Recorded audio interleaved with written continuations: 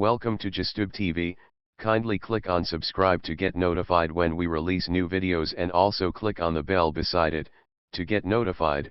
Don't forget to like and share. You can reach us on this number. Thanks, God bless. Viewers, I want to welcome you to this session of the program. My name is Oladayo Amuso. Like you know that every week we bring an artist, or so to say, on this program. And today we have a wonderful man in our midst. This man is gorgeous, and I don't want to exaggerate too much. He's a very handsome man, of course, you know, and he's been far and near. He has traveled abroad, he has come back, he has gone to different places in Africa and beyond. I'm talking about no other person but a great man, Mr. Awesome.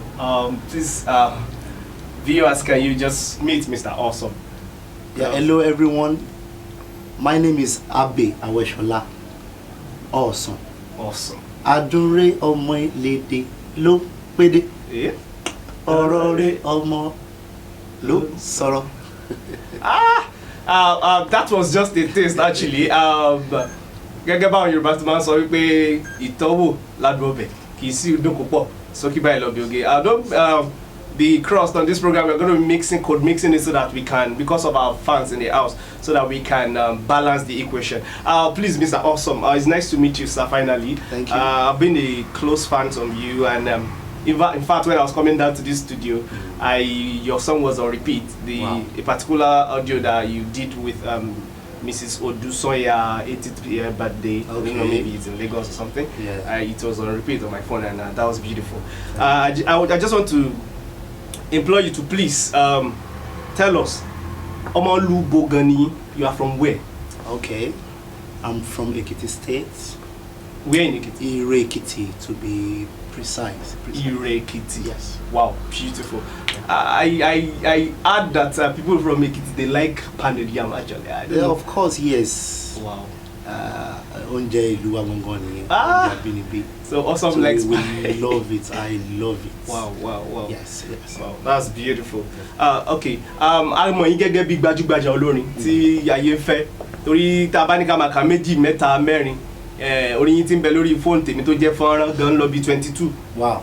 Ìgbà tí mo ṣalábàápàdé yín dà pé látọ̀dọ̀ ẹnìkan tó ń pè ní Barijin mo ti ṣalábàápàdé yín ni mo ti gbọ́n pa yín. So èmi náà ti ṣe lọ sí ìlú Ìbàdàn. Mo tún ra wọn bàbá máa ń play live bí ní àwọn máa ń play ẹgbẹ́ lè wo ó sì dìbò tí ó ń tànkálẹ̀ náà ní ìlú Ìbàdàn. So mo fẹ́ béèrè pé ìrìn àjò orin yín kíkọ yìí báwo ni kí n tó béèrè yẹn ilé àwọn iléèwé wo lẹ lọ? Ẹ ṣé. Nígbà tí mo pé ọmọ ọdún mẹ́wàá ni mo kúrò l'Ékòó lọ sí Èkìtì. Okay. So I attended Shillion Primary School ní Lùpéjú láti primary 1 to primary 4 kí tó wá lọ sí Èkìtì. So láti bẹ̀ mo parí primary school mi l'Ékìtì. Grade 2 mo dẹ̀ lọ s'Ògúnníre. Ògúnníre yẹn secondary school. Okay. So mi ò tún ṣe tán bẹ̀. Mo ṣe dé GS3 mo tún padà wá s'Ékòó. So Èkó ni mo ti wá. So nǹkan tí mo ṣì kà mọ́ nìyẹn. Kí dáàdi mi tó ṣàìsí. Wow. Yes. Okay. Ìgbà wo ni ọdún wo ni? 2002. 2002. Yeah. Okay. Tá bá wò nípa bí ọ̀rọ̀ ìrìn àjò yín ṣe rí yẹn. Yes. Ìgbà wo ni ẹ lè sọ wípé eré orin kíkọ, iṣẹ́ orin kíkọ ìgbà wo lè sọ pé ẹ bẹ̀rẹ̀ pé ẹ mọ̀ kẹ́ lómi ń sọ pé inú bedroom ló ti balùwẹ̀ ló ti máa ń gba kíní ló ti máa ń kọrin o, ẹlòmíì sọ pé ìgbà tó máa yàgbẹ́ lọ́wọ́ ni orin yẹn kàn déédéé bọ́ sí òun lẹ́nu. Báwo lẹ̀yin ṣe bẹ̀rẹ̀ ìrìn àjò orin? Well, I started when I was 10 years old. Wow. Then mi ò tí kúrò l'Ékòó. Okay. Lọ sí ìlú wa bí ká máa lùlù. Dáàdi mi tẹ̀ máa ń nà mí gbà pé jẹ́ ká búrò ẹ̀ sùn kí ló dé ọmọ yìí nǹkan bẹ́ẹ̀. So after then nígbà tí ma dé ìlú wa mo join choir a bẹ̀rẹ̀ díẹ̀díẹ̀. Kò tí ì dàbí torí mo máa ń lùlù ni. So ìgbà tí ma padà dé Èkó wọ́n á bẹ̀rẹ̀ láti máa kọrin. Lẹ́yìn ìgbà yẹn I joined a band, Segun Blessing Band, strictly juju band ni. Àwọn ń ṣe juju nìkan ló máa ń ṣe. So wọ́n bẹ̀rẹ̀ díẹ̀ àti mo kúrò ńbẹ̀ mo bẹ̀lẹ̀ léṣe bí ọdún méjì Bùsọ́lá Òkè. Okay. When I left, mo join band kan, Rapture Band. Wọ́n máa ń ṣe repertoires, wọ́n máa ṣe foreign, àwọn oríṣiríṣi old schools. Nígbà tí mo kúrò ńbẹ̀ mo lọ sí Sugar Band. Nǹkan kan náà jọ ń ṣe. So àwọn experience tí mo gather káàkiri yẹn ni mo wá kójọ láti fi ṣe nǹkan kan. Eléyìí lágbára ẹ rí pé ọsàn wọn ti ná gbàrà wọn ti ná ìgboro wọn ti nẹ́sẹ̀ púpọ̀ wọn ti náà tó jìn. A jẹ́ pé kì í ṣe gbọ́ déédéé bí tán wà lónìí. Ìrìn ẹsẹ̀ wọn ti jìnnà díẹ̀. Ọ̀dà ẹ jẹ́ wá bèrè pé táyẹ̀ bá gbọ́ orin yín dáadáa èmi mo máa ń gbọ́ orin yín dáadáa mo wá rí pé tẹ́ bá wà ní ìpéjọ àwọn mùsùlùmí ẹ lè kọrin mùsùlùmí tẹ́ bá wà ní àwọn christian ẹ kọrin christian church ń gbé yín àwọn èèyàn so mo fẹ́ bèrè pé ẹ̀sìn wo gan lẹ̀ ń yàn láàyò tẹ́ǹsì. Christianity ni. Okay. Ṣé ẹni ìjọ kan tí ẹ lọ. Bẹ́ẹ̀ ni Celestial mọ̀. Àwọn ọmọ sẹ̀lẹ̀ mọ́ ẹ̀bọ́dà pẹ́ bu orin tọ́lọ́kọ̀ fi sínú ìjọ yẹn ẹ ṣe gan púpọ̀ ǹjẹ́ nígbà tẹ́ ní dáàdi yín ṣaláìsí yẹn ebi ẹ ṣì ní ìyá. Bẹ́ẹ̀ ni.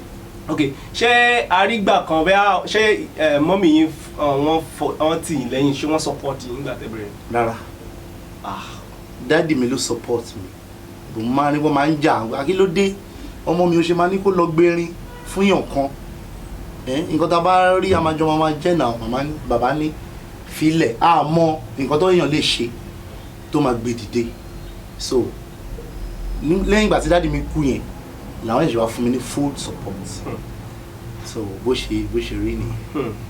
Gẹ́gẹ́ bí a ti mọ̀ àyín ara lé pé lónìí tọ́ba kékeré kan bá sọ pé òun jí lónìí òun fẹ́ ṣe nǹkan kan I want to do this I want to do that àwọn òbí wa ń sọ pé rárá o ìwé ni wàá ká kìdíkọ̀ òun náà láti gbọ́ yẹn mo wá fẹ́ bèrè pé kí ni gẹ́gẹ́ bí olórin kí ni ẹ rò pé ó mú yín yàtọ̀ sí àwọn olórin yòókù. Ẹ ṣe gẹ́gẹ́ bí olórin tó fẹ́ ṣe nǹkan tó máa jẹ́ káwọn èèyàn move torí oníkálukú wa choice wa yàtọ̀ nǹkan tó wù yín kò wù mí àwa jọ wà ní àpéjọpọ̀ nǹkan kan bóyá wọ́n ń ṣe nǹkan so èmi gẹ́gẹ́ bí olórin mò ń wò pé tí n bá lè jèrè ọkàn yín kẹ́ lè jó kẹ́ lè wọ́n bá ẹ bá mi gba káàdì arákùnrin yìí kó wá kọrin fún mi tí mo lè jèrè ọkàn ẹlòmíì bẹ́ẹ̀ so mo need láti lọ diversity yẹn need láti ẹ̀mọ̀ kò ń ṣe pé kí n kọ̀ wá lójú kan kí ni mo lè ṣe àwọn kan máa wà àwúrèbé náà máa like àwọn kan máa lápàlà làwọn ń gbọ́ àwọn ní gospel máa wà àwọn ní jùjú máa wà àwọn takasúfè bẹ́ẹ̀ so wà á ní láti kó papọ̀ so tí n bá ti ń ṣeré lọ tí mo ti rí gbá gospel ni mo ń kọ ìwọ̀n tí ẹ jó ẹ̀yin èèyàn mi ẹ jẹ́ ká tún fún wọn lápàlà tí ò bá tún lọ ẹ jẹ́ fún wọn régè ká tó ṣe márùn àwọn èèyàn á jó wọn á dẹ̀ padà pé wa so ìyàtọ̀ nǹkan tá a fi dá yàtọ̀ nìyẹn. Iṣẹ́ ọpọlọ ni o èmi ò mọ̀ pé iṣẹ́ orin èmi rò pé ebi ká gbẹnu sí ọ̀gẹ̀dẹ̀ ká jẹ ọ̀gẹ̀dẹ̀ ká sì sọ̀rọ̀ náà ní kẹyìn iṣẹ́ orin ó lágbára gan àmọ́ Mr. Awesome for everybody that do anything in life they're doing anything in life you should have a driving force like a motivation what motivates you like mo fẹ́ ṣe kíní kí ló máa ń tì yín kíní what's your back what motivates you. Let me say it's instrument as in keyboard, guitar and all that melody. If I'm sick tí mo dẹ̀ fẹ́ perform I may sick ó rẹ̀ mí but tí n bá ti débẹ̀ yẹn tí n bá ti ń gbọ́ bó ṣe ń play màá dìde láti ṣiṣẹ́ so bó ṣe rí nìyẹn. That's good. Táyọ̀ bá wo eré yín dáadáa kò sí èmi ti ká sọ pé òkè mi tún fẹ́ sọ èdè gbogbo títí bá gbọ́ orin yín dáadáa torí mo really nífẹ̀ẹ́ orin yín púpọ̀. Ẹ ṣeun sá. Tá a bá kà méjì mẹ́ta tẹ́ bá lọ sójú agbo kan ẹ máa ń kọ tó bí orin èèyàn bíi 10 sí 15 tẹ́ bá kọ Sani Ade díẹ̀ ẹ máa kọ Musiliu díẹ̀ ẹ máa kọ Obe díẹ̀ ẹ máa kọ Jade ẹ máa kọ Pasé ẹ máa kọ àwọn olórin pọ̀ tẹ́ máa kọ. Mo wá fẹ́ béèrè pé báwo lẹ ṣe máa ń ṣe báwo lẹ ṣe ṣe rìhásà náà ni àbí ọkàn máa ń gbé wá ẹ̀kọ́ máa dédé bọ́ọ̀sì ló kàn yé mi. Gẹ́gẹ́ bí mo ṣe kọ́kọ́ sọ earlier àwọn tí mo ti bá ṣiṣẹ́ yẹn mo ti mú àwọn nǹkan kan lára wọn kò ń ṣe nǹkan kan náà jọ ń ṣe oníkálukú ń ṣe nǹkan ọ̀tọ̀ọ̀tọ̀ so mo ṣe gádà àwọn kinní yẹn ni mo wá tó wá jókòó again kí ni nǹkan táwọn èèyàn ń fẹ́ ẹlòmíì Wàsíù Àyìndé ní tiẹ̀ ó yá jẹ́ kí n jókòó jẹ́ kí n gbọ́ àwọn wo ni hook tó jẹ́ pé tí n bá ṣe wọ́n ṣe é ṣe ojú wọn lọ́nà o wọ́n ṣe é ṣe ojú wọn lọ́nà àwọn olùmọ̀ wá ọmọ àwọn tí kìíní àwọn tí bá wà sínú àwọn àwọn ọgbẹ́ káàbọ̀ sí ilé agbára ẹ mọ̀ so láti lè fi jèrè ọkàn náà ni mo lè sọ pé ìránṣẹ́ Ọlọ́run àbí nǹkan kan náà ni lórí field yẹn làwa náà ṣe so bó ti rí nù. so wọ́n máa ń gbé wá oh beautiful. Ẹ káàbọ̀ padà sórí ètò ìkànnì Gistube náà la wà yìí fún àǹfààní ẹ̀yin tẹ́ bá ṣẹ̀ṣẹ̀ ń darapọ̀ mọ́ ètò yín ètò wa and mo sì láyọ̀ láti sọ fún yín pé gbajúgbajà òṣèré ni Mr. Awesome náà ni ó wà lórí àga ní ọ̀sán tòní gẹ́gẹ́ bí ìbéèrè tí mo ń béèrè lọ́sàn gẹ́gẹ́ bí olórin kí ni àwọn ìpèníjà tí ẹ ti ní challenges tẹ́ ti ní tí ó jẹ́ pé ó dojúkọ yín bí iṣẹ́ oníṣẹ́ àwọn kò ṣiṣẹ́ tí èèyàn ṣe láyé tó yẹ pé kò ní ìpèníjà bí àwọn aránṣọránṣọ ní sẹ́wọ̀n sọ pé time ni o kìíní kan àwọn ará Èkó sọ pé kí ló tó pẹ́ débi iṣẹ́ ó dọ̀pù ní so kí ni àwọn ìpèníjà tí ẹ̀yin ti ní bí mo fẹ́ kẹ́ mẹ́nu bà bí méjì ọ̀ mẹ́ta.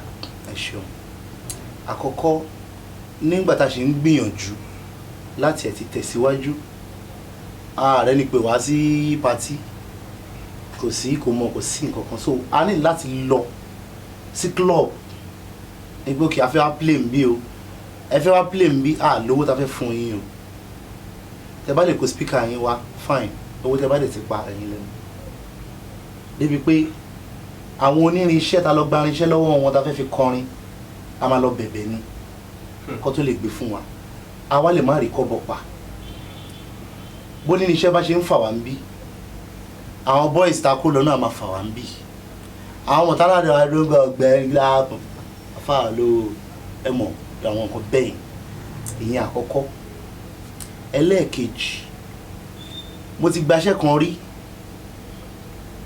ìyá yẹn ò fẹ́ kówó fún mi kò jọ bí ẹ̀bẹ̀ pé ṣáàjọ ẹ má wọrí àwọn máa kọrin fún yín dáadáa má pẹ́ dé o ọ̀dà owó rẹ̀ environmental wà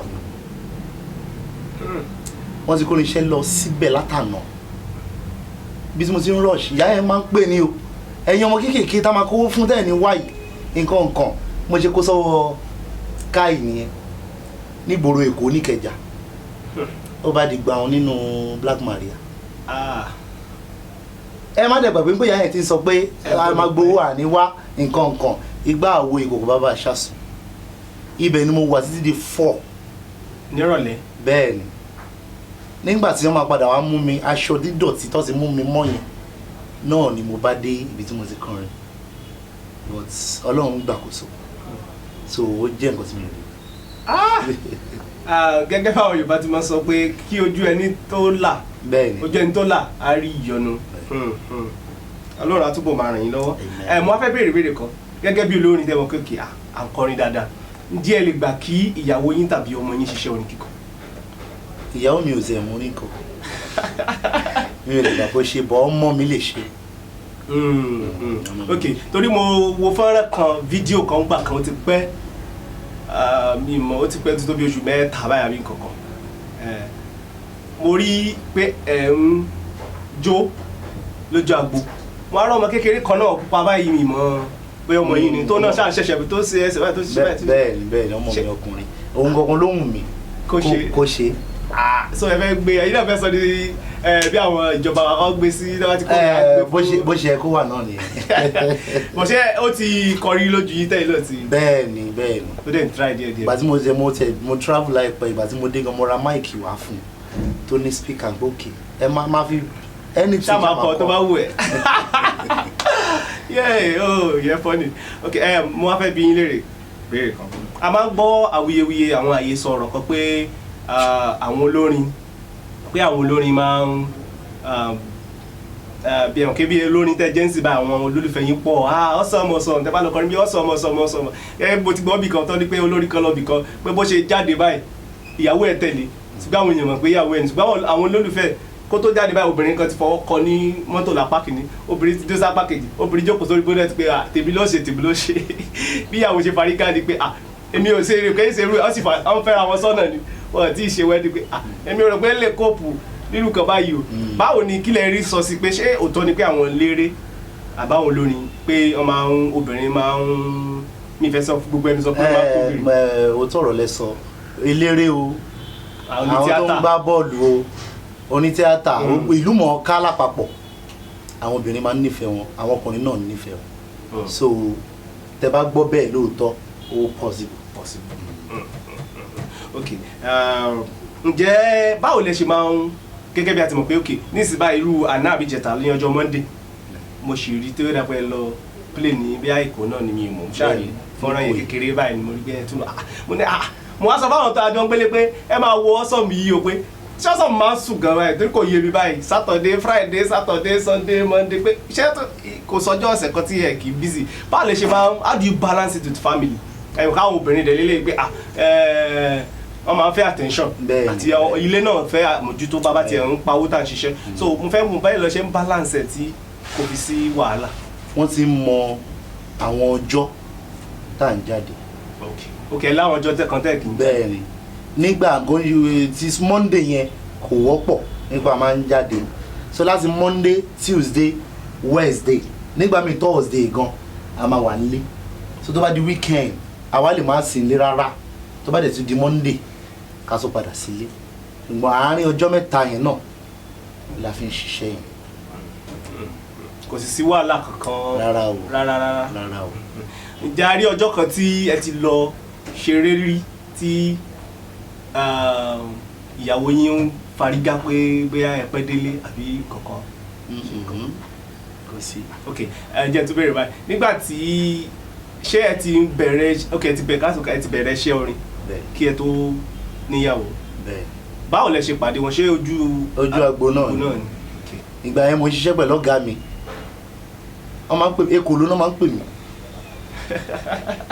máa kọ́kọ́ kọrin ìyẹn máa ń fún mi láyè dáadáa mo máa kọrin mo máa jó so òun waitress ni máa pè àbí waiter. ok àwọn tó máa ń sáàbù.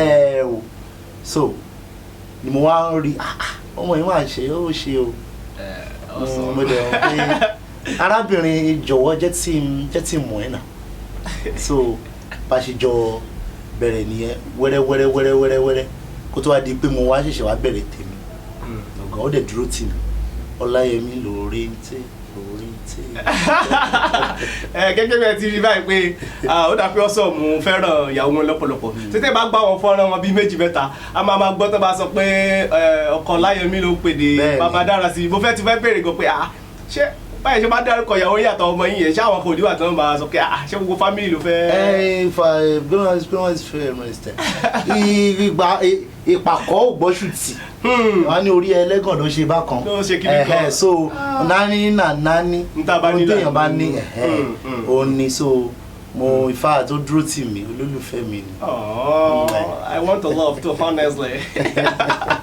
Adúpẹ́ lọ́wọ́ Ọlọ́run ilé yín ó túbọ̀ máa tòrò lágbára Ọlọ́run ẹ máa ń téèyàn bá gbọ́ fọ́nrán yín dáadáa lẹ́ẹ̀kan torí à ń gbọ́ dáadáa ẹ máa ń dásà kan tẹ máa ń kọrin lọ́wọ́ ẹ máa ń ṣe lẹ́lẹ́lẹ́lẹ́lẹ́lẹ́ èmi mo ti gbọ́ ó fẹ́ bá sọ̀rí tẹ́kọ̀ tí mi ti gbọ́ lẹ́lẹ́lẹ́lẹ́ so èmi wá ṣàlàyé láti wò pé kí ni arákùnrin yìí sọ bọ́ mo wá kóòdì gangan kó dà pé ẹ máa ń fi style sọ fáwọn instrumentalist ní pé kọ́ fún yín ní ọwọ́ kan torí mo rí pé tẹ́ bá sọ lẹ́lẹ́lẹ́lẹ́ pianist yà ti gbé wọ alákẹ́ ẹ̀yìn àti charge ẹ ti. bẹ́ẹ̀ni ẹ̀wọ̀n kíní ẹ tá a bá ń ṣiṣẹ́ tá a bá ń kọrin ó dàbí bẹ́ẹ̀ni pé à ń rìnrìn àjò ni a ti ń lọ lórí eré lẹ́lẹ́ let's go èmi náà pẹ́ ní kò lẹ́nu pé sọ pé lórí ìyẹn kúrò lórí ẹ̀ ọ̀rẹ́ wa ọ̀yá gba sí fi sí jí àmì kó tú so bó ṣe rí ìwọ̀n. ẹ̀yin ará ilé ṣe ti gbádùn ọ̀gbẹ́ni Awesome látàárọ̀ èmi tiẹ̀ tí ó yẹ ká túbi wọlé rẹ̀ kẹ́kọ̀ọ́ bí ẹ tún ṣiṣẹ́ adẹ́rìn-pòṣónú mú kọ̀mẹ́dì àmọ́ṣẹ́ wọn torí láti gbà tá a ti wà ní orí àga ìlátàárọ̀ ń ṣe ni àárẹ̀ rìn. gbogbo ẹ̀ ní ọ̀pọ̀ náà ni. àbí ká tó máa mú gbogbo wá sí ìdádúró mo fẹ́ bi wọ́n léèrè ìbéèrè méjì kan àmọ́ kí n tó bi wọ́n léèrè ìbéèrè méjì tó kù mo fẹ́ kí wọ́n fi ẹsẹ̀ rajó fún wa bíi ìṣẹ́jú àáyá ni ẹja dójú ọ̀la náà à ń padà bọ̀.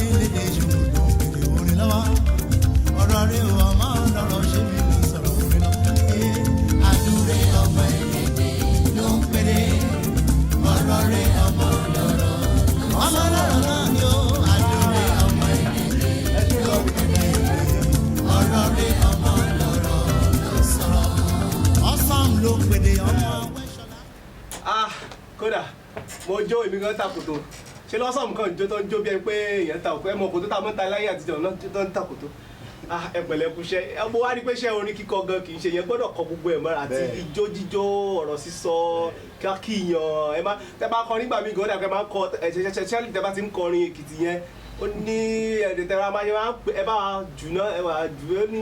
mẹ́ẹ̀mí mọ ọmọ rẹ o ọgbọ́n ni mo fi mí tayò lọ́ba ẹ̀tàdógún ní mo fi mí tàní lọ́jọ́ mú mo yá fowó lọ ọmọ fẹmi lọ ni ọkọ bá sì lé kẹyọ ó kí mi rí láàbí ọdún mi lẹ́hùn mo tún gbé tuntun dóde. abẹ́rẹ́ kan kó ga báyìí rẹ̀ yára lé Awesome ló wà lórí ètò lónìí ó dàbí ká má parí bọ́ ṣùgbọ́n àtẹnu ẹ̀bọ̀dùn náà ni mo á fẹ́ bẹ̀rẹ̀ Awesome kó tó di pé ẹ máa lọ. ǹjẹ́ ó ní ọ̀rọ̀ kan tàbí òmíràn tàbí ètò ajá àbálẹ̀ kan tí ẹ ní fún àwọn olólùfẹ́ yín ní gẹ́gẹ́ bí wọ́n ti fẹ́ràn yín lọ́tún ló sì pé ṣé ẹ ní ètò kan fún wa bóyá eléyìí la fẹ́ ṣe eléyìí la ṣe ṣe tọ́ ni o bẹ́ẹ̀ ṣe fẹ́ràn wa o eléyìí báyìí oúnjẹ ní àkápọ̀. ẹ máa kọ́kọ́ dúpẹ́ lọ́wọ́ àwọn olólùfẹ́ mi home and abroad ẹ ṣé mo dúpẹ́ kò easy káwọn èèyàn tó support èèyàn tó ìyẹn kò sí bó ṣe lè mọ nǹkan ṣe tó bá sọ pé kudos o tí ì try o so láìsí ẹ̀yin kò sé mi so mo dúpẹ́ lọ́wọ́ yín mo dúpẹ́ lọ́wọ́ orí mi mo dúpẹ́ lọ́wọ́ ẹlẹ́dàá mi ìyẹn bẹ́ẹ̀ gẹ́gẹ́ bí ẹ ti mọ̀ party time ó ṣe ń lọ ó ń gbóná fẹlifẹli Amẹ́ríkà London Canada Nigeria everywhere wọ́n sì ń gbọ́ lọ ẹ máa bá wa rà á bàbá mi ló bá mi gbé jáde Abíọ́dún ọ̀rọ̀ pọ̀ ẹlẹ́ẹ̀kejì lélẹ́yìí fun time oyin lọmọ jọjọ marketer náà ni so fídíò ẹ ó ti jáde ìyẹn gangan ló wà ń tà báyìí kẹ wá rí bí mo ṣe ń jó bí mo ṣe ń bẹ́ sókè bẹ́ sódò kọrin fẹ́yìn olólùfẹ́ mi so ẹ ṣé mo dúpẹ́ Ọlọ́run á wà pẹ̀lú gbogbo wa party time fun time àti fídíò party time láìpẹ́ láì jìnnà fídíò eléyìí náà ń bọ̀. ok ẹ ṣì máa ṣe fídíò fun time náà. bẹ́ẹ̀ so papọ̀ party time ń wà ń ta báyìí fáwọn náà. bẹ́ẹ̀.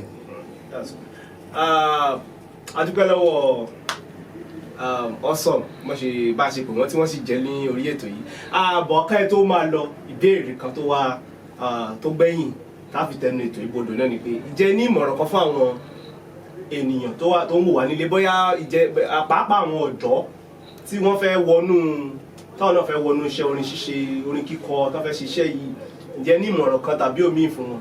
bẹ́ẹ̀ ni ìmọ̀ràn tí mo lè gbà wọ́n ni wípé kò sí iṣẹ́ tí èèyàn tó yàn láàyò iṣẹ́kíṣẹ́ tó bá yàn láàyò ìfarabalẹ̀ ó kọ́kọ́ ṣe ayẹyẹ àkọ́kọ́ ẹlẹ́ẹ̀kejì ipòkípò tó bá sì wù kíkí níyẹn sì wà bóyá kò tí ì dánmọ́rán kéèyàn má ṣọ̀lẹ don't keep on doing it ọjọ́ kan ó máa bọ́ sójú ẹ̀ ká má dẹ̀ fi owó ká má fi ṣáájú torí owó náà ṣe fẹ́ fi kàn mí jẹ́ kó kọ́kọ́ wá láti inú ara ẹ̀ náà farabalẹ̀ má wàá ṣọ̀lẹ kó wá fàdúrà tí ó máa ṣe é ṣe. yín tí àwọn ilé ìbò mọ̀ sí hard work and persistent pé kì í ṣe pé ká bẹ̀rẹ̀ lónìí ká bẹ̀rẹ̀ kẹ́sì mọ̀ káwọn ọ̀dọ́ yìí sin báyìí nísìn bẹ́ẹ̀ bá bẹ̀rẹ̀ nǹkan lónìí tí ó bá ti rí àbájáde bí oṣù méjì yóò ti sáré kó bá owó yìí ò pé mi jàre iṣẹ́ yìí ò pé mi jàre pé ká tẹpá mọ́ṣẹ́ wa ká má dẹ̀ ṣọ̀lẹ.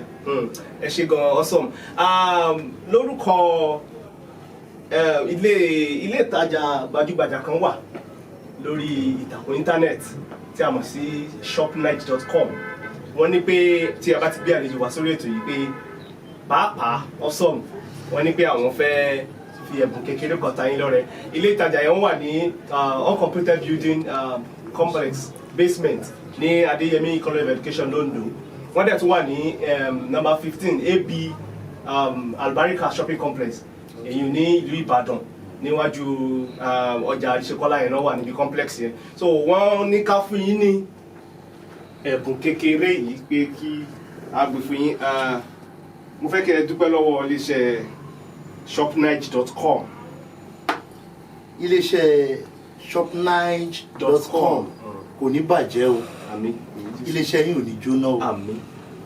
nǹkan tó ti wá ń jẹ́ kéèyàn ṣe dáadáa tẹ́lẹ̀ kó má wàá rí ṣe mọ́ kò ní kángun sí yín o ẹ ṣé mo dúpẹ́.